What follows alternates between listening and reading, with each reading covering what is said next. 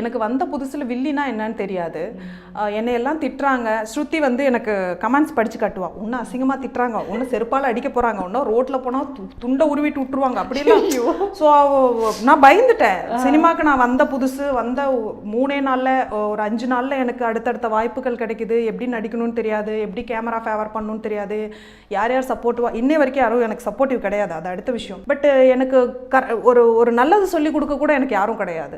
அப்படின்னு ஒரு ஆல்ரெடி ஒருத்தி ஹீரோயினா அங்கே உட்காந்துட்டு இருக்கா, அவள் வந்து உன்னை அடிக்க போகிறாங்க, உன்னை திட்ட போகிறாங்கன்னா அப்போ அதுதான் உண்மைன்னு நம்ம நினைப்போம் இல்லையா?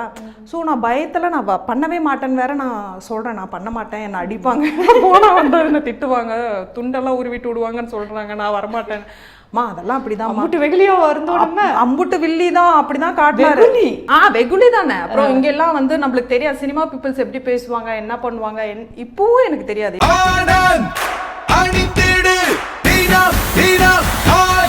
ஆனந்த் ஒரு சுகமான உள்ளாடை.